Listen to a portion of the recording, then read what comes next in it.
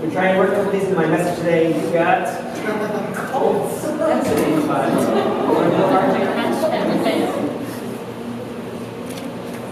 Thomas Edison. Awesome. Now let's pick the person who I didn't know was engaged like yesterday. Awesome. Sorry guys. Okay, and we're going to do bungee jumping. It's kind of like marriage. No. No, I didn't say that.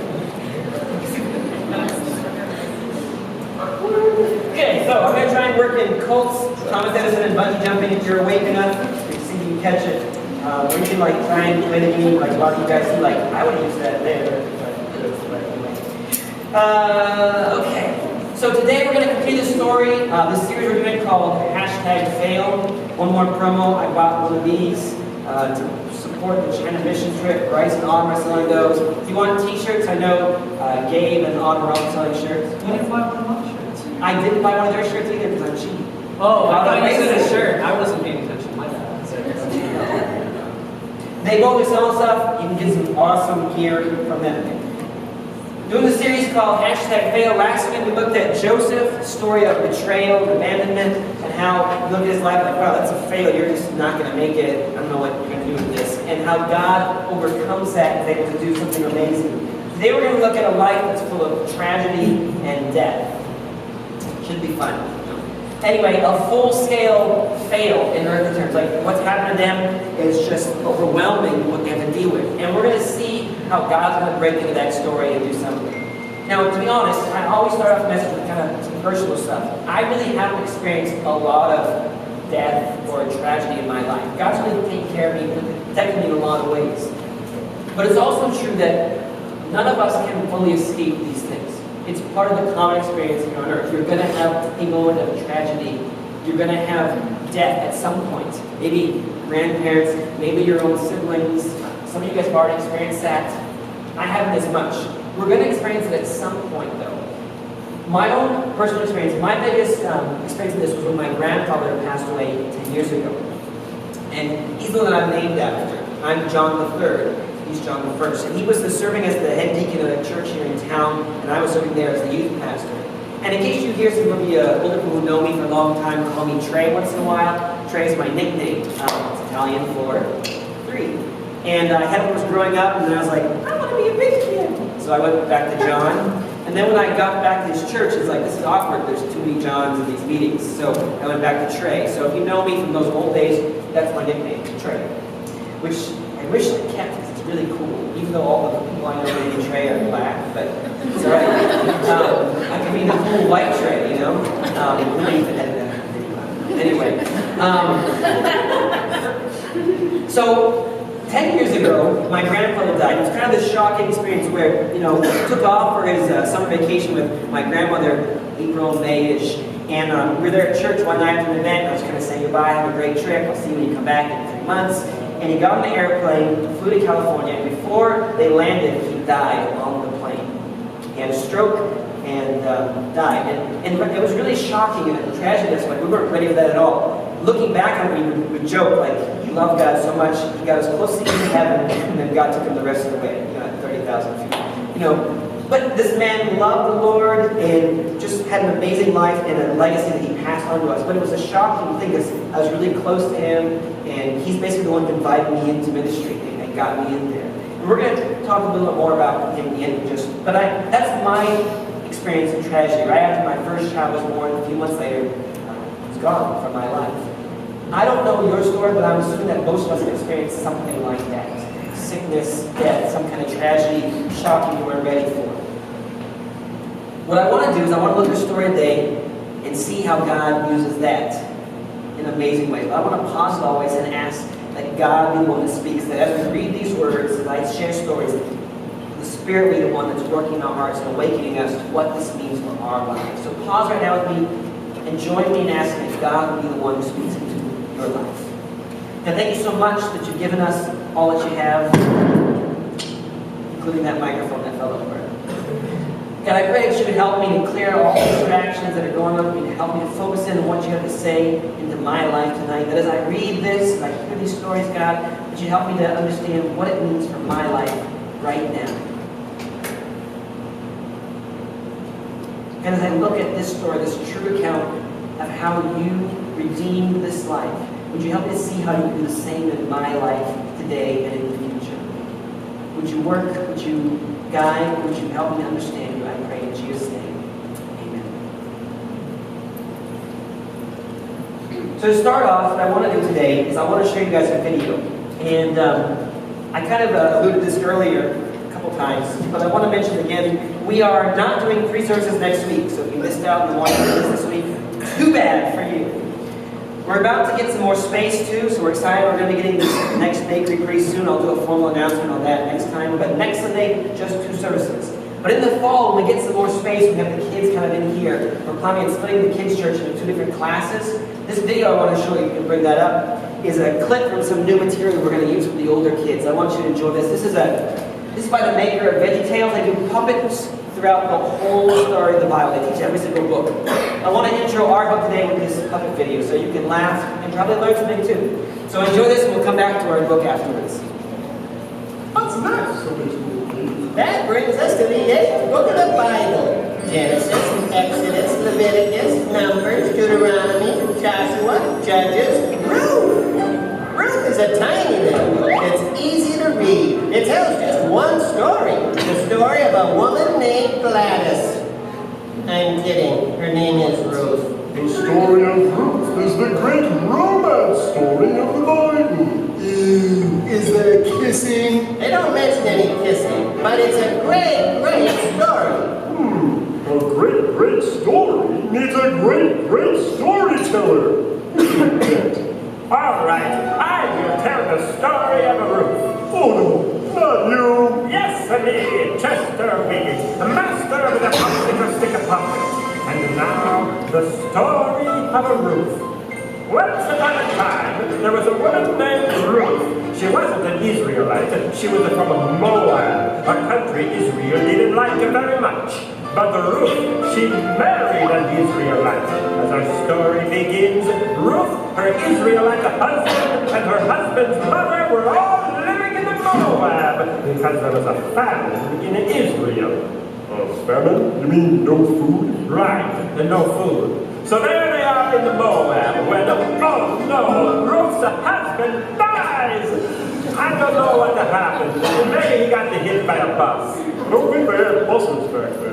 Okay, maybe he got hit by a cow. Yes, sir. A goat? Yes, sir. And you peppered iguana? Yes, sir. Anyway, he's dead. He's gone. And no more husband. Now, Ruth's mother-in-law, her name is Naomi. She doesn't have a husband either. He died a while back. Probably another iguana. Chester! Or something. Naomi doesn't really belong in the Moab. She's an Israelite. So as soon as the famine ends, she decides to go back to Israel. Of course, she is old and has no husband and no money. So she'll have to beg for food. Her life will be sad. Well, guess what? Ruth doesn't want that to happen. She loves Naomi. So even though Moab is her home, Ruth says to Naomi, I will come with you. Your people will be my people. Your God will be my God. Isn't it beautiful? I'm telling you, that part makes me cry every time. Yeah, that's really something. It gets you right in the gut. Anyway. Okay, that's good enough. You get the point of the story.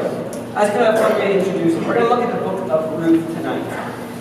And they're completely accurate here. This is the kind of story. It sums it up and how it works. This book is titled Ruth. She's the main character, but the written account that we have has her only saying a few words. Like, there's only a few things that she's actually written. It's mostly a narrator just kind of telling the story. But as we're going to look at the story, those few things that she says are going to be huge, key to the story. And they're going to show that she's a woman of action, and we see a powerful life that God used. Let me pick up with you. If you've got a phone, you can use the Bible app. If you've got a book, open it up to Ruth chapter 1, or else you can follow the screen. Ruth chapter 1, we pick it up in verse 15. You kind of got the intro. Here's some more details here. So she said, this is Ruth to Naomi, this is Naomi to Ruth, see, your sister-in-law has gone back to her people and to her gods. Return after your sister-in-law. Because Naomi had 2 sons, They both married, and they both died.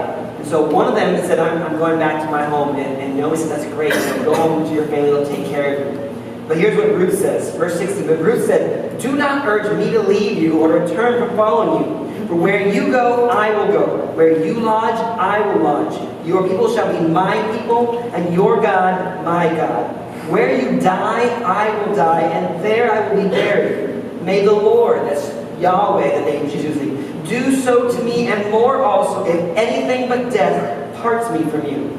It's a pretty high promise, solemn oath she's taking. Verse 18, when Naomi saw that she was determined to go with her, she said no more. So Ruth prevails, and she's going to go back with Naomi. Verse 19, so the two of them went on until they came to Bethlehem. That's the city that Naomi was from. And when they came to Bethlehem, the whole town was stirred because of them. And the women said, is this Naomi? But she said to them, do not call me Naomi, which means pleasant. Call me Mara, which means bitter. For the Almighty has dealt very bitterly with me. I went away full, and the Lord has brought me back empty. Why call me Naomi when the Lord has testified against me, and the Almighty has brought calamity upon me? In the story, we have three different women who have experienced great tragedy. Naomi, the mother, lost her husband. She had two sons. They both married, and both those died, leaving two more widows. You got three widows who experienced some terrible stuff in life. And we see two responses from these people to this tragedy, to this death that happened, they've had experienced it. Okay? First response. Sister-in-law, his name is Orpah. You can read the rest of the story if you want to. One of those wives says, I'm going to go back. In response to the tragedy, the death of her life, she takes a step back to go back to where she was from. And this isn't wrong, I want you to know. If you're thinking about your own life, it's not wrong to go back. In fact, it's the normal response. When you get something hard, like, I can't deal with this right now, I'm just going to take a step back. No one's scolded for that in the story. It's the most normal thing to do, to go back to where we were, to start over. But two, the other response, what we see from Ruth, we can choose to go forward. I'm not going back there, I'm moving on with my story to what's next. That's what Ruth does. She's not looking back, she's moving forward in life. Now, you see those two choices there, move forward and move backward. When you look at the mother, Naomi, what has she chosen in her life? She's moving back. She's going back to where she came from, and she's going back, not just, I'm just going to go back, but she's going back bitter. That's often what comes along with that. And that's, again, a natural response to be upset because tragedy has happened. But I want to keep those are the responses that have happened in the story. People who are moving back. You've got Ruth who's choosing to move forward. I'm not going back there. I'm moving forward in my story. To Naomi, the mother, it seems like all of life's events have conspired against her in such a way that she becomes bitter. And that's often what happens to us too. We feel like all this has happened is just making me angry, upset, whatever. And I want to ask you now, look at your own personal story. What kind of difficult circumstances in life have impacted you? How have they shaped your view of God? Naomi looked at what's happened to her and she blames God, saying, look what God did to me, and she's bitter. When we have those big moments of death and tragedy that happen to us, that can happen to them. To be aware, watch out for it. In comparison to that, Naomi's bitter and self-pity. In the comparison to that, we have Ruth, who sets out, I'm going to live a new life here, I'm going to help you. And even when she arrives there, we're about to read, she sets out to do work.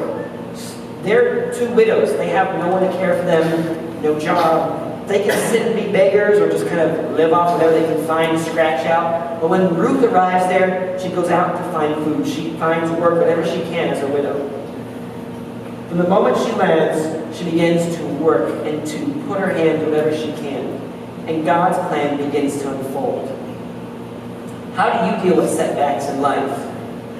And why is it important to begin moving instead of just settling?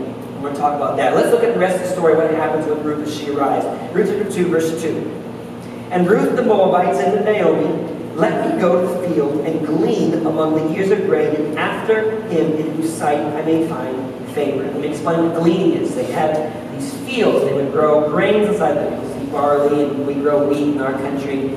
Basically, they're going to cut up the sickle, they're going to gather them in, and then they're going to throw them in the big truck or the bus. No, there's no trucks or buses, But they're going to gather all this grain in. Gleaning means you follow behind those, and whatever leftovers you found fall on the ground or things that were not gathered, you would collect. And the law in Israel was that you weren't allowed to go back and pick up all the little pieces. They said, we want you to leave extra for those who are poor, for those who are widows, and for the orphans. They can come and find food on their own. And so she's doing what was allowed in that society. She said, let me go and glean among the ears of grain after him whose side I find favor. And she said, and Naomi said to her, go, my daughter. So she, Ruth, set out and went and gleaned the field after the reapers. And she happened to come to the part of the field belonging to Boaz. It's kind of a neat way the writer says she happened to come to the field. It's like wink, wink. Someone else bigger has a plan here, but she happens to come to this field where a bunch of stuff is about to happen, which belonged to Boaz, who was of the clan of Elimelech, basically her family. That's her second uncle or whatever, something like that. It's her relative, okay? And verse 4, behold, Boaz came from Bethlehem, from the city, out of the field. And he said to the reapers, the Lord be with you. And they answered, the Lord bless you. So you quickly get an idea, this owner of the field is a good man. He wants blessings upon the workers. They love and respect him back. He's a good owner, a good manager of his property and his workers. Verse 5, then Boaz said to his young man who was in charge of the reapers, whose young woman is this? Let me pause for a minute. She would have stood out, okay? We've already mentioned a couple times she's from Moab, okay? She's a foreigner. And not just like, she doesn't talk our language, but she would have looked very different, okay? Moab would have been a very Arab country, thus darker skinned, like Arabs we would see from that area. In fact, you could say she was probably black. And so she would have been like, whoa, this is a little different than the Israelites we see here. Which, let me get on a little tirade here. I'm upset. I went online to search more about Ruth this week, and I tried to find some pictures to show with you guys of people, and I kept coming across all these white American Ruths. She wasn't white, okay? Americans have our egos on how these people have to look beautiful in their clothing and their skin color. She was a dark beauty, amazing, probably Arab woman in the land, and she was a beautiful character too, we're going to see. But that's who she was. She would have stood out. As the foreigner here, what's she doing in my land? He asked her, whose young woman is this? Verse 6, the servant who was in charge of the reaper answered, she is the young Moabite woman who came back with Naomi from the country of Moab. Then he reports what she said. She said to us, please let me glean and gather among the sheaves after the reapers. So she came, and she has continued from early morning until now, except for a short rest. So Boaz is probably coming at the end of the day, checking how the harvest is going, and the report he gets back is this woman who's a foreigner, who's taking care of her mother-in-law, who's asked permission to glean, and who's worked all day with only a short rest. What we get so far is this is an amazing woman who's really doing all she can to make life work for her. Then Boaz, verse 8, said to Ruth, now listen, my daughter, do not glean in another field or leave this one, but keep close to my young women. Let your eyes be on the field that they are reaping and go after them. Have I not charged the young men not to touch you, saying you'll be safe here? And when you are thirsty, go to the vessels and drink what the young men have drawn. He's going beyond the law now, not just leave for extras, but now he's saying, hey, you guys make sure you take care of this one, okay? He's a good man too. Verse 10, she recognizes what he's doing for her. She fell on her face, bowed to the ground, and said, why have I found favor in your eyes that you should take notice of me, since I'm a foreigner? Again, we have issues even today. Even though they had all these laws, it wasn't always that foreigners were treated nicely. We see that in our country and other places too. She recognizes he's going over and above to take care of her. Verse 11, but Boaz answered her, all that you have done for your mother-in-law since the death of your husband has been fully told to me. How you left your father and mother in your native land and came to people that you did not know before. Word has spread the town about this woman, about her character, about what she's doing for Naomi, about what kind of person she is. And maybe she woke up all of a sudden like, oh, I didn't know I was famous. But word has gotten to him, and he recognizes who she is. He's going to take care of her. Verse 12 is kind of his final thing. He's almost praying this. The Lord repay you for what you have done, and a full reward be given to you by the Lord. the God of Israel, under whose wings you have come to take refuge. That key word there, under whose wings. He's asking that God will bless her in full. After everything she's come through, that God will take care of her and fully bless her. And he says, under whose wings you've taken refuge. That line's going to come back later in our story, so don't forget about that.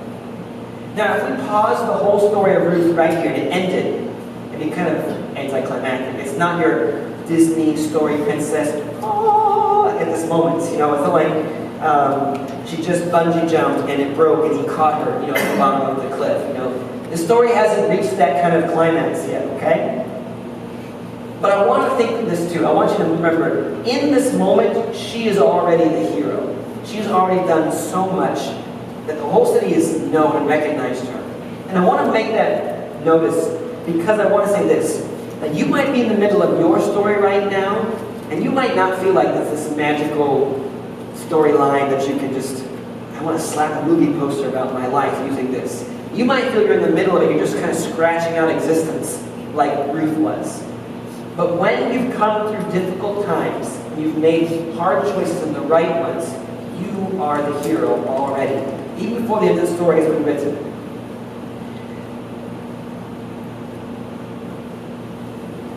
I want that to be known because often that's all we see. All we see is where we are right now. And when we're in the middle of hard times, it's hard to think that anything good is going to come out of this. I want to read the rest of the story, but I don't want you to forget that if you're in the middle of your story, when you make the right choices through those hard times, you are the hero or the heroine. Heroine? Okay, so here we come to the next part of the story. Ruth 2, verse 19-20. It's about to take a turn. So she finishes reaping that day, and Boaz goes over and above, and he starts telling his reapers, actually, when you're gathering stuff, I want you to pull out what you gather and drop it on purpose behind you, so make sure she gets enough. And that happens for a couple of days, or at least during that day. But when Ruth comes home, she has a ton, not just a little scraps of food, but she's got a lot of food. So in verse 19, when she comes home to Naomi, her mother-in-law said to her, where did you glean today? And where have you worked? Blessed be the man who took notice of you. So she, Ruth, told her mother-in-law with whom she had worked and said, the man's name with whom I work today is Boaz. And Naomi said to her daughter-in-law, may he be blessed by the Lord, whose kindness has not forsaken the living or the dead. Naomi also said to her, the man is a close relative of ours, one of our redeemers. Now again, redeemer is a key word in this book. In fact, the word redeemer is used 23 times in different forms in the book. In fact, that's probably the whole theme of the book. Now, it's not a common word to use. Like, I don't walk around talking to Jake and go, oh yeah, then I redeemed this, The only thing that comes to my mind when I think about redeem in our culture is my recycling my 5-cent cans. That's the word we use a lot today, okay? Basically, it means to take something that's nothing, that's junk, and to make something good out of it. Which my cans are sticky and nasty and just old metal, and you're getting money out of it.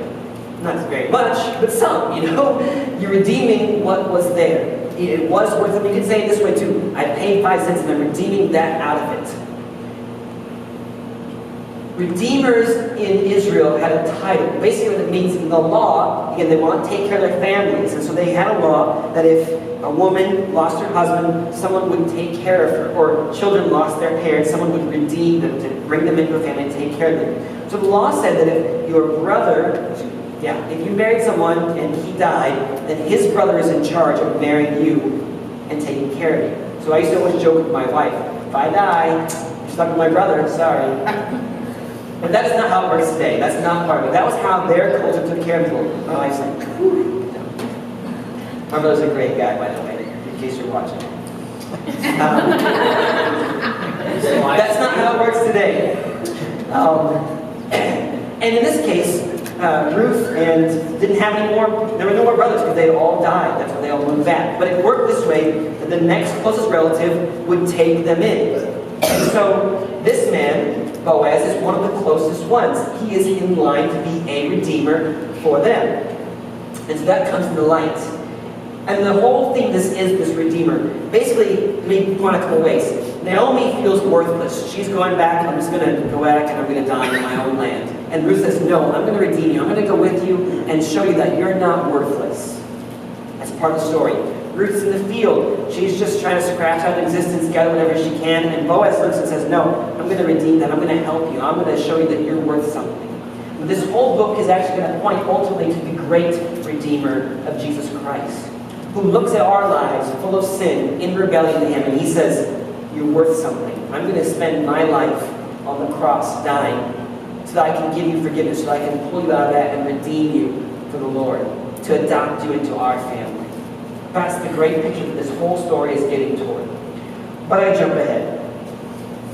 Let me point out too, again, we joke about this book said she just happened to come to a field. You may be in the middle of your story, and sometimes you're in life, you're like, things just kind of happen to happen, like that. A lot of times we want God to do like this whole, okay, Ruth, you shall go to this field and sit there and wait for my blessing. But a lot of times in life, we just kind of happen to go through and all of a sudden like, wow, that connection just kind of happened. And we think, oh, it must have been kind of random. But a lot of times, like this story, God's at work, even though there wasn't a parting of the Red Sea that happened. God's always at work in our lives, even when we don't see him sometimes. Okay? So I want you to think about that in your story. God may be at work already. You may not see it. You may not think it's like this huge miracle. But he's already working out things for your good. Let's come to the rest of the story now and see what God's going to do at the end of this here. Okay, Ruth chapter 3. Continuing the conversation with Naomi and Ruth now. Chapter 3, verse 2. Naomi says, is not Boaz our relative with whose young women you were? See, he is winnowing barley tonight at the threshing floor. Basically, after they gathered all that, they got to knock the grain out, and they kind of put it through a different kind of process to get just the grain. Verse 3, she says, wash therefore and anoint yourself, and put on your cloak, and go down to the threshing floor. But do not make yourself known to the man until he is finished eating and drinking. But when he lies down, observe the place where he lies, then go, uncover his feet, and lie down, and he will tell you what to do. Basically, Naomi is saying, go make a move. Which is a really weird way to do that. Ladies, I'm not telling you today to go out and find a man and lay at his feet tonight. That would be awkward. People would be like, some weird cult or something like this, Yeah, I didn't think I was going to do that one. Okay.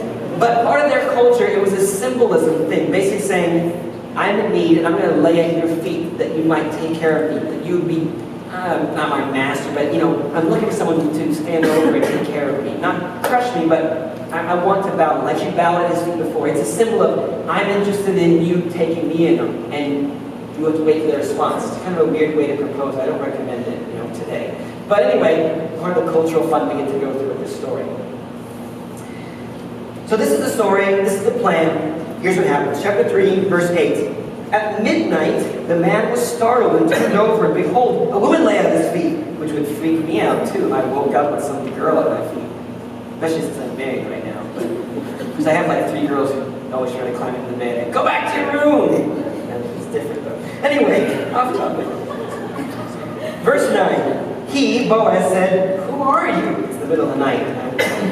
And she answered, I am Ruth, your servant. Spread your wings over your servant, for you are a redeemer. Remember, he prayed that God would spread his wings over her and take care of her. And she comes back and basically saying, will you be the answer to that prayer? Take care of me. I'm not sure. Amazing. Okay. Verse 10. And he said, may you be blessed by the Lord, my daughter. You have made this last kindness greater than the first, and that you have not gone after young men, whether poor or rich. So we get the idea that he's kind of an older guy, maybe not such a good lawyer, whatever. But she's recognized good character, and so is he. Verse 11, and now, my daughter, do not fear. I will do for you all that you ask, for all my fellow townsmen know that you are a worthy woman. And that phrase there, worthy woman, is the same one they use in the Proverbs 31. If you like the whole excellent woman who can find, it's the same kind of title. Okay? Verse 12, and now it is true that I am a redeemer, yet there is a redeemer nearer than I. It means closer in relation. Remain tonight, and in the morning, if he redeems you, good. Let him do it. But if he is not willing to redeem you, then as the Lord lives, as his promise is oath, I will redeem you. Lie down to the Lord. No sexual stuff here. It's just kind of a symbolism thing of, wanting to come under someone's cover, their care. Now we're getting kind of toward the, it's like, this is going to be this cool story. And yes, I'm going to spoil it right up front. They get married. It's It's awesome. Yeah, just jump that. Here's my thing. Last week I did the story of Joseph. My wife scolded me that I didn't read more of the Bible to you guys. Try not to just sit here and read the whole book. I want you to take Ruth. Hope you'll go home and read the story yourself this week. Get all the little details. It's fun. I'm just going to jump to the end now and say they get married. And it's awesome. Here's what happens. The very next morning he shows up at the gate. He waits for the other guy who's a close relative. And he says, hey, let me talk to you. Man to man. Then he says, hey, there's this girl Ruth and her mother-in-law Naomi, their property. Will you be the redeemer for their family and take care of them? And the man's like, actually I can't. I got my own family. It's kind of tight right now. He says, okay, then I'm going to do it. Is that okay? The man's like, yeah, awesome. And you get some witnesses. The Lord wants to know that I'm going to take this right. And everyone says, yes, awesome. Well, God bless you. So he goes out. This man doesn't wait. He goes right to it, not dragging along. Because nobody likes, long engagements that drag on forever, right? Okay. How long is your engagement? 6 months? That's about right. Theirs was like, what, one night? We don't know when they actually got married. We just know that he took care of business to know which one they're going to go. So they get married, and it doesn't end there. Like, you think the story just ends like marriage, like the Notebook. I don't know, whatever, But it doesn't end there. And the story doesn't end just with a baby, too, because they do get married and have a son. That would be also a neat ending. But the whole book of Ruth ends with a genealogy, which is a really weird way to end the romance story. Like, imagine you were watching a movie. We watched Mulan last night. When you end the story, you see the guy and the girl. It's like, oh, they're cute. And the story just starts, and they had this son, and he had this kid, and they had this daughter, and they had this kid. You were like, this is a crappy ending to a movie, And this is not to our culture, but the book here ends with this genealogy. And there's an important reason for that, and I want to point it out. God wants us to remember at the end of this book, it's not just about a woman, it's not just about a man, not just about romance. There's a bigger story that this whole thing plays out in. And a lot of times we're stuck in the middle of our story, and we don't see the bigger thing that's going on. But God wants to remind them that He's got something else bigger going on. Take a look at what happens at the end, chapter 4, verse 14. Then the woman said to Naomi, the women of the city said to Naomi, blessed be the Lord, who has not left you this day without a redeemer, and may His name be renowned in Israel. He shall be to you a restorer of life and a nourisher of your old age. For your daughter-in-law, who loves you, is worth more to you than 7 sons, and has given birth to him. She's got a grandson. Then Naomi took the child and laid him on her lap and became his nurse. And the women of the neighborhood gave him this name, saying, a son has been born to Naomi. They named him Obed. He was the father of Jesse, who was the father of David. And David is King David in the story. And that's important because David would be the king who follows after God's heart, who redeems all of Israel at the time. Again, that's the theme here. And ultimately, David's sons become kings. And ultimately, in David's lineage, it comes to great-great-great-great-great-grandson is Jesus, who is the great redeemer of all of us. That is the theme of this book. And God ends the book, you could read even more of the genealogy at the end of this, to remind us that we are part of something bigger. You may feel like Ruth and Naomi in the middle of your story, it's like, how is God going to reach out of this fail, But He's always got a plan. And you may feel like, I'm an outsider, I'm a foreigner, I have no idea how God's going to use me in the church or in the community. But God's able to take anyone and graft them into His story. And that's what this book is important. It's got a little tiny book smashed between 2 other bigger ones. But it plays an important role reminding us individually that we can be part of God's big story. You don't have to be someone great, grand like a president or Thomas Edison to play an important role in God's story.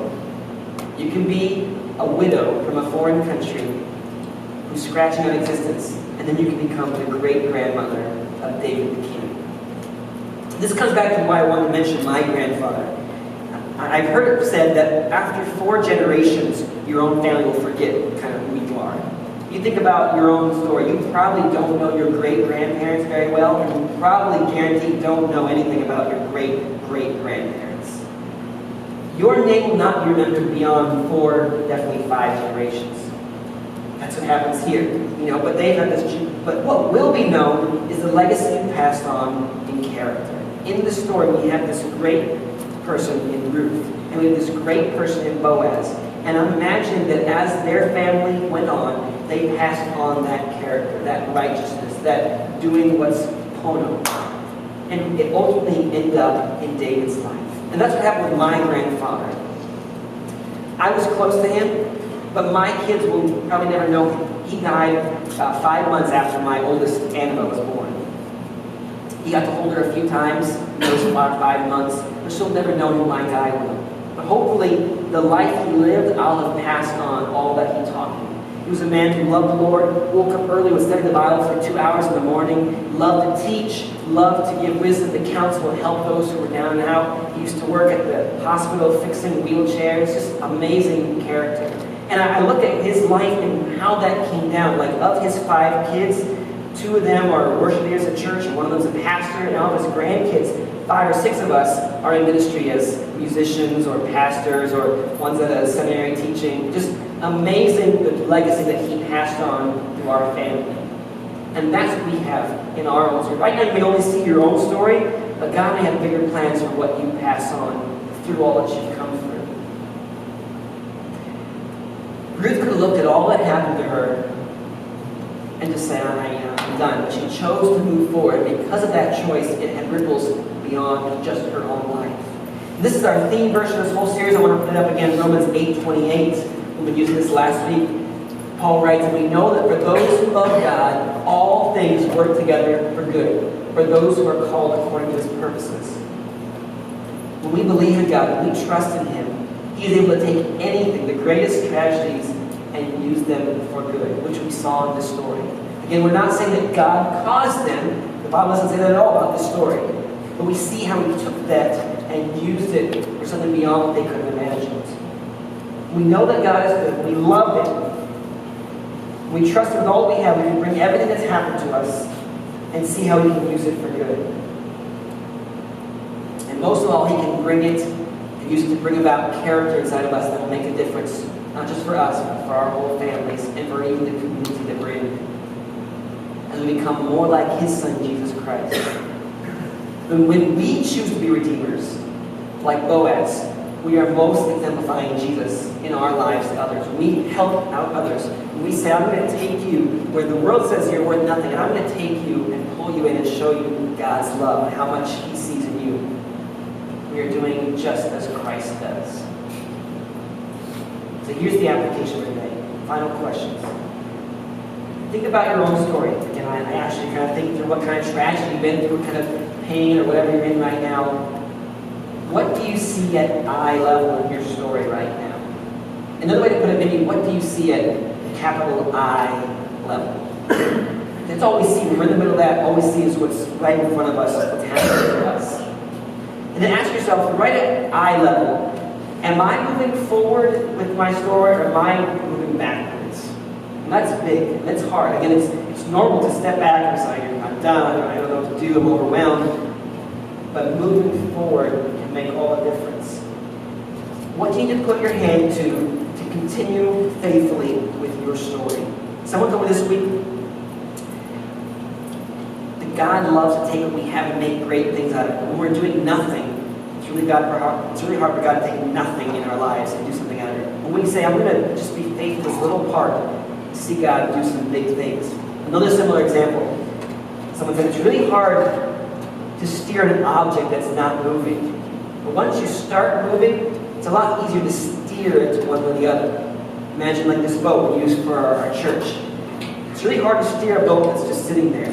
Once you move in a certain direction, God's one is able to come and help steer us in the direction he needs us to go. I don't know what you've been through, but I encourage you to start paddling in as little as best you know. And say, hey God, I don't know this is the right direction. I'm just going to start doing this in my life. And if you want to change direction on that, that's great. Just guide me as I go here. What's the next step of faithfulness that you need to take in obedience? Trusting that God has a bigger plan. He can bring good out of the tragedy you've been through to use in his story. Now, this whole day you've been through this thinking, God, John, this is a great story for those who are tragedy. I've been through a lot. My life's been pretty good. Well, then for you, here's your challenge. How is God calling you to be a redeemer in the lives of those who have been through rough stuff? How can you be like Boaz to those who are just trying to scream their existence, who feel like the world has just labeled them as a failure? How can you be a redeemer like our Savior, Jesus Christ? We're going to close in prayer. I'm going to call the band up right now. We're going to take this next moment to reflect. I want you to ask yourself those questions. What is my next step to deal with this that I've been through? Maybe, who am I called to be a redeemer for? In my class, in my family? Who am I called to step up and help out and to be the love of Christ? During this next song, I want you to pray.